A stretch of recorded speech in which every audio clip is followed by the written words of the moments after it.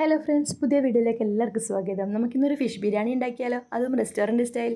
ഇവിടെ ലക്നൗവിലായതുകൊണ്ട് തന്നെ നാട്ടിലത്തെ ഫിഷൊന്നും കിട്ടില്ല കേട്ടോ. അപ്പോൾ ഇവിടുത്തെ ഫിഷ് വെച്ചിട്ട് ഉണ്ടാക്കി കാണിച്ചു തരാം. അതിലേക്ക് ഞാൻ കഴുകി വൃത്തിയാക്കി വെച്ചിട്ടുള്ള ഫിഷിലേക്ക് ഞാൻ ജിഞ്ചർ ഗാർലിക് പേസ്റ്റ് ആഡ് ചെയ്ത് കൊടുത്തിട്ടുണ്ട്. കൂട്ടത്തിൽ മഞ്ഞൾപ്പൊടി ആഡ് ചെയ്ത് കൊടുത്തിട്ടുണ്ട്. അതുപോലെ തന്നെ മുളക് പൊടി, പിന്നെ നമ്മൾ വീട്ടിൽ നിന്ന് പൊടിച്ച ഗരം മസാലയാണ് കേട്ടോ. എല്ലാ ഹോൾ മസാലയൊക്കെ വറുത്ത് പൊടിച്ചിട്ട് ഇട്ട് കൊടുത്തതാണ്. അപ്പോൾ നല്ല ഫ്ലേവറാണ്. അത് ഞാൻ ഇട്ട് കൊടുക്കുന്നേ ഉള്ളൂ. ഞാൻ മാരിനേറ്റ് ചെയ്തിട്ട് കാണിച്ചു തരാം കേട്ടോ. പിന്നെ കൂട്ടത്തിൽ കുരുമുളക് പൊടിയും, പിന്നെ ഒരു സ്പൂണ് തൈരും പിന്നെ ഒരു സ്പൂണ് വേണമെങ്കിൽ നമുക്ക് ഒരു പുളി ടേസ്റ്റ് വേണമെങ്കിൽ നമുക്ക് ചെറുനാരങ്ങ നീരും കൂടി ആഡ് ചെയ്ത് കൊടുക്കാം. ഞാൻ ആഡ് ചെയ്ത് കൊടുത്തിട്ടുണ്ട്. അപ്പോൾ എല്ലാം കൂടി മാരിനേറ്റ് ചെയ്തിട്ട് ഒരു 10 മിനിറ്റ് വെച്ചിട്ടുണ്ട് കേട്ടോ. അതിനുശേഷം ഞാൻ ഫ്രൈ ചെയ്തെടുക്കുകയാണ് ചെയ്യുന്നത്. കുരുമുളക് പൊടി ഇട്ടുകൊണ്ടാണ് ഇങ്ങനൊരു കളർ വന്നത്. എല്ലാം കൂടി ഇട്ടിട്ട് ഞാൻ ഫ്രൈ ചെയ്ത് വെച്ചിട്ടുണ്ട്. ഈ ഫ്രൈ ചെയ്ത് നമുക്ക് മസാലയൊക്കെ ആഡ് ചെയ്തിട്ട് കൊടുക്കാം കേട്ടോ. അപ്പോൾ നല്ല സോഫ്റ്റ് ആയതുകൊണ്ട് തന്നെ ചെറുതായിട്ടൊന്ന് പൊട്ടിപ്പോയിട്ടുണ്ട്, കുഴപ്പമില്ല. ആ വറുത്ത് വെച്ച എണ്ണയിൽ തന്നെ നമുക്ക് സവാള വഴറ്റി കൊടുക്കാം. സവാള ഒന്ന് തിന്നായിട്ട് അരിഞ്ഞിട്ട് വഴറ്റി കൊടുക്കാം കേട്ടോ. പെട്ടെന്ന് തന്നെ മൂപ്പിച്ചെടുക്കാൻ വേണ്ടിയിട്ടാണത്. പിന്നെ അതിലേക്ക് നമ്മൾ സവാള വേറെ എണ്ണ വേണം നമുക്ക് ആഡ് ചെയ്ത് കൊടുക്കാം. അത് ഒരുപാട് എണ്ണ ഇല്ലെങ്കിൽ ആഡ് ചെയ്ത് കൊടുക്കാം, ഇല്ലെങ്കിൽ ഡ്രൈ ആയിപ്പോവും നമ്മളിത്. ഓക്കെ, ഞാൻ കോക്കനട്ട് ഓയിലാണ് യൂസ് ചെയ്തിട്ടുണ്ടായത്. അത് നമ്മൾ സവാള വഴറ്റുമ്പോൾ കുറച്ച് ഉപ്പ് ഇട്ട് കൊടുക്കുക കേട്ടോ. ഒരു സ്പൂൺ ഉപ്പ് ഇട്ട് കൊടുത്തിട്ടുണ്ട്. പെട്ടെന്ന് തന്നെ മൂത്ത് കിട്ടാൻ വേണ്ടിയിട്ടാണ് കേട്ടോ. നല്ല ഒരു ഗോൾഡൻ ബ്രൗൺ ആവുന്നവരെ ഒന്ന് വഴറ്റി കൊടുക്കാം. പിന്നെ അതിലേക്ക് ഞാൻ മസാലകൾ ചേർത്ത് കൊടുക്കുന്നുണ്ട്.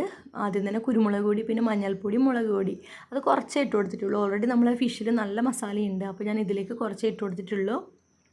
എല്ലാം കൂടി ഒന്ന് വഴറ്റി കൊടുക്കാം കേട്ടോ.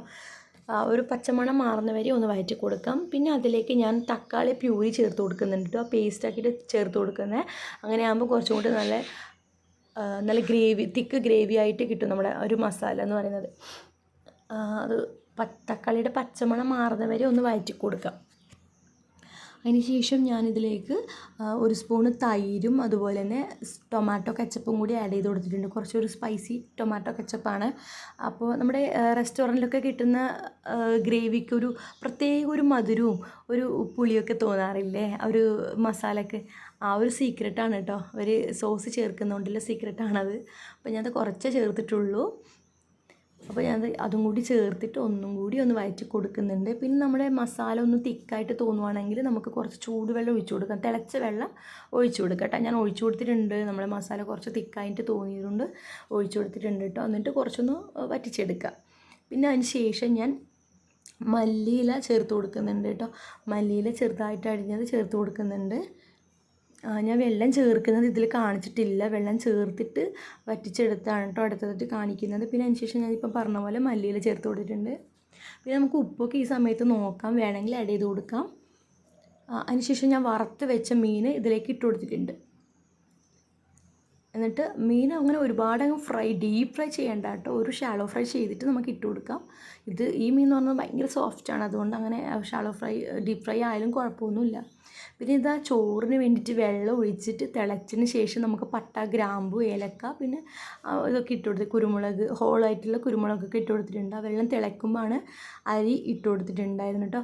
അപ്പോൾ ഞാൻ ബസ്മതി റൈസാണ് യൂസ് ചെയ്തിട്ടുണ്ടായിരുന്നത്. അപ്പോൾ അത് ചോറായതിന് ശേഷം ഞാൻ മസാലയിലേക്ക് ആ ചോറ് ആഡ് ചെയ്തിട്ട് ലെയറാക്കിയിട്ടൊന്നുമില്ല, ഞാൻ ഡയറക്റ്റ് തന്നെ അതിലേക്ക് ഇട്ട് കൊടുത്തിട്ട് ഒന്ന് മിക്സ് ആക്കി എടുക്കുന്നുണ്ട് കേട്ടോ. അപ്പോഴാണ് നമുക്ക് റൈസിലേക്ക് കൂടുതൽ ഫ്ലേവറായിട്ട് കിട്ടും. പിന്നെ അതിലെ കൂട്ടത്തിൽ മുകളിൽ മല്ലിയിലയും കൂടി ഇട്ട് കൊടുത്തിട്ടുണ്ട്. അങ്ങനത്തെ നമ്മൾ സ്പെഷ്യൽ ഡെലീഷ്യസ് ബിരിയാണി റെഡി ആയിട്ടുണ്ട് കേട്ടോ. എല്ലാവരും ഒന്ന് ട്രൈ ചെയ്ത് നോക്കുക. കൂട്ടത്തിൽ എൻ്റെ ചാനൽ ഒന്ന് സബ്സ്ക്രൈബ് ചെയ്ത് സപ്പോർട്ട് ചെയ്യുക. Okay, thank you friends. പുതിയൊരു വീഡിയോ ആയിട്ട് വരുന്നവരേക്കും ബൈ ബൈ.